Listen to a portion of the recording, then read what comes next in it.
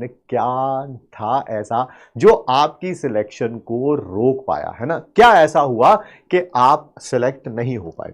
देखिए, बहुत सारे बच्चे ऐसे होंगे जो शायद इस कैटेगरी से लाई करते हो, है ना? मैं भी जब 12th तक था ना यार, ऑलमोस्ट 12th के एंड तक मुझे किसी कंपटीशन एग्जाम के बारे में पता ही नहीं था। सच बात यही है। बस 12th के एंड में आते आते दोस्तों ने बोला क्लास में कि यार कोई फॉर्म्स होते हैं वो भरने होते हैं, उन्हीं से आगे कॉम्पिटिटिव एग्जाम होता है। मुझे खुद ही 12th के एंड में पता चला था। तो ऐसा हो सकता है आप भी किसी ऐसे घर से बिलोंग करते हो जहां पर शिक्षा का उतना प्रकाश प्रीवियस जनरेशन्स में चाहे उतना ना रहा हो। तो इसी कारण क्या होता है, लैक ऑफ नॉलेज के कारण। हालांकि ज़माना बदल गया है, आजकल यूट्यूब है, गूगल है, बट स्टिल मैं मानता हूं कि शायद अभी भी भारत के हर कोने में कहीं ना कहीं कुछ ऐसे बच्चे ज़रूर पाए जाते रहते होंगे जिनको कोई गाइडेंस देने वाला ही नहीं था, कोई बताने वाला ही नहीं था क्लास 11th के शुरू में कि बेटा ऐसे पढ़ाई करनी होती है अगर आप डॉक्टर बनना चाहते हो तो ठीक है। इन चीज़ों पे ज़्यादा ध्यान देना होता है, इन चीज़ों पे कम ध्यान देना होता है। क्वेश्चन जो है सिंगल चॉइस आते हैं या सर्च रीजनिंग आते हैं या प्रैक्टिस करनी होती है या पढ़ाई कैसे करनी होती है। सो आई बिलीव कि ऐसे शायद मेरे जैसे कुछ ऐसे बच्चे ज़रूर रहे होंगे, ठीक है। तो अगर कोई गाइडेंस नहीं थी तो कोई बात नहीं है यार, अब आपके पास गाइडेंस के रूप में यकीन 2.0 के सारे बेहतरीन टीचर्स आपके पास अवेलेबल हैं। अगर ये रीज़न था तो कोई ऐसी टेंशन लेने वाली बात नहीं है। बट अब आपको करना क्या पड़ेगा कि ये टीचर्स जो भी बता रहे हैं, हर एक सब्जेक्ट के पर्टिकुलर टीचर्स, इनको फॉलो ज़रूर करना पड़ेगा। अगर आप इन बातों को फॉलो नहीं करेंगे, ठीक है, और आप अगर इस कैटेगरी से बिलोंग करते हैं तो मेहनत बहुत ज़्यादा लगेगी। देखिए, आपको उन लोगों से भी compete करना है जो लास्ट ईयर कहीं ना कहीं पर कोचिंग ले रहे थे, उनके पास थोड़ा सा नॉलेज अभी है और वो आपसे थोड़ा सा आगे हैं, ठीक है। इस बात में कोई दो राय नहीं है। बट इसका मतलब ये नहीं है कि अगर आज आप पीछे हैं तो पूरा साल आप पीछे ही रहेंगे, ऐसा बिल्कुल भी नहीं है। अपने टीचर्स की बात सुनिए, ठीक है, उनकी बातों को समझिए, उनको अप्लाई करिए, ठीक है। उसी से सारी चीजें जो हैं वो बनती जाएंगी और आप डेफिनेटली एक्सेल कर सकते हैं। एक साल बहुत सफिशिएंट समय होता है किसी भी एग्जाम को क्वालिफाई करने के लिए। नीट के लिए तो डेफिनेटली सफिशिएंट है, ठीक है। तो ये डेफिनेटली पता होना चाहिए। नेक्स्ट है लेस सपोर्ट फ्रॉम फैमिली। होता क्या है यार, कभी कभी ना, मतलब कि बहुत सारे जब ऑफलाइन पढ़ाते थे तो बहुत सारे पेरेंट्स आते थे और वो कहते थे कि सर हमारे पास तो ना साइंस थी ही नहीं, या सर हमारे पास साइंस थी भी तो हम, मतलब कि हमें तो 10th तक ही आता है, 11th-12th की चीज़ें समझ नहीं आती हैं, या हम इतने पढ़े लिखे ही नहीं हैं। अरे भाई, अगर आप किसी भी कैटेगरी से बिलोंग करते हैं, चाहे आपके पास साइंस थी, आपको साइंस समझ आती है, नहीं आती है, या आप इतने पढ़े लिखे नहीं हैं, अरे बच्चा घर पे बैठा हुआ है आपके पास, कम से कम उसे मोटिवेट तो कर सकते हो यार। ये तो हर कोई पेरेंट कर सकता है ना, ये तो मैं भी कर सकता हूँ, ये तो आप भी कर सकते हैं, ठीक है। अगर वो कोई अच्छा काम कर रहा है, सुबह से लेके शाम तक क्लास लेना कोई आसान काम नहीं है, ठीक है।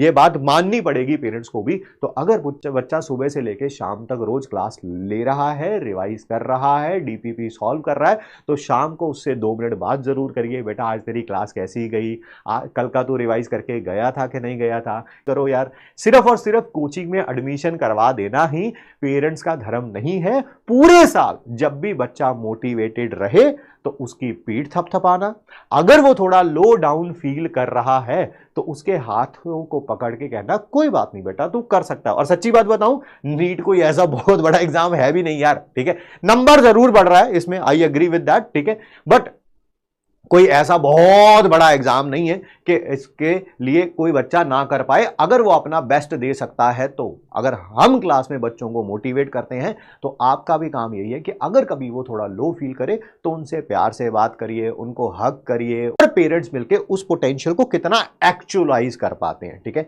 अगर कभी कभी कोई बच्चा सही ट्रैक पे नहीं है, ठीक है, क्लास प्रॉपर नहीं ले रहा है, तो डेफिनेटली उसको थोड़ा सा आप सही ट्रैक पे लाने के लिए थोड़ा सा उसको डांट भी सकते हैं।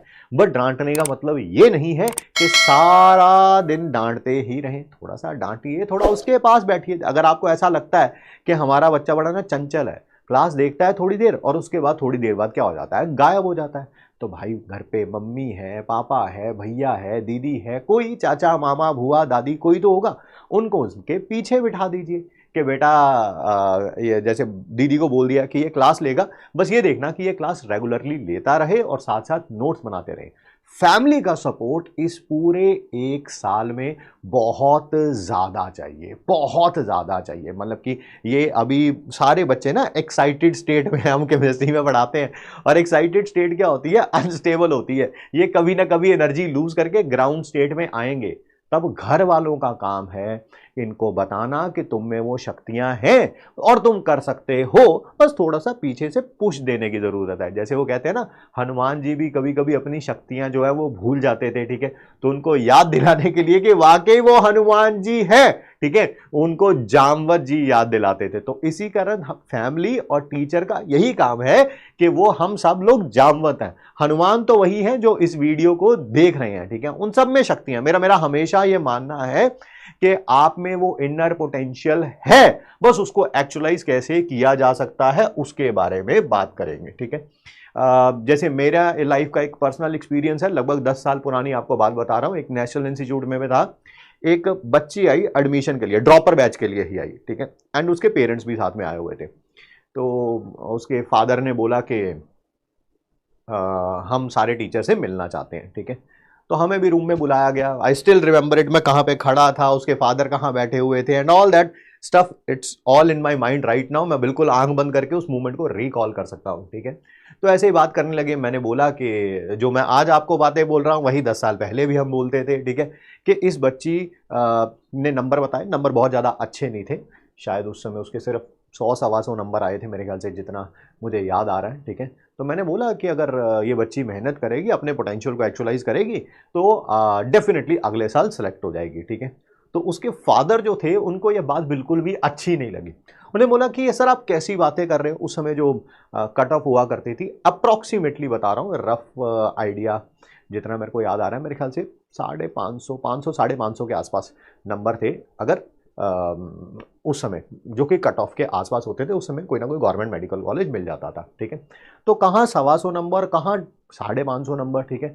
तो उन्होंने बोला कि सर आप, मेरे को लग रहा है कि आप हमें बैच को सेल करने के लिए, ठीक है, ये बातें बोल रहे हो, ये कर सकती है, ये कर सकती है, ये कर सकती है, ठीक है, अब मुझे तो नहीं लगता कि ये कर सकती है। तो मैंने बोला कि सर अगर आप, हर एक बच्चे में पोटेंशियल तो है, अगर आप ही उनके सामने बैठ के ये बातें करोगे, वो बच्ची वहीं पे बैठी हुई थी, ठीक है, आप ही उनसे ऐसी बातें करोगे, तो मुझे डेफिनेटली लगता है कि ये बच्ची कभी भी कुछ नहीं कर पाएगी। तो और ज़्यादा ऑफेंड हो गए कि एक टीचर होके पेरेंट के बारे में बात कर रहा है बच्ची के सामने। मैंने कहा कम से कम उसको मोटिवेट नहीं कर सकते तो आप डीमोटिवेट तो मत करिए, ठीक है, कम से कम उसको हाई मोमेंटम में तो रखिए, उसको ये तो बोलिए कि हाँ बेटा तुम कर सकते हो। और हमें भी यही बोलिए कि ये कर सकती है। अगर ये नहीं कर सकती है तो फिर इसका एडमिशन ही क्यों करा रहे हो? अगर आपको इतना ही विश्वास हो गया है कि ये बच्चा कर ही नहीं सकता, तो देन व्हाई आर यू मतलब पुटिंग इट ओवर हेयर ना, मतलब कि आपका भी टाइम वेस्ट है, मनी वेस्ट है, एनर्जी वेस्ट है, बच्चे की भी और हमारी भी, ठीक है।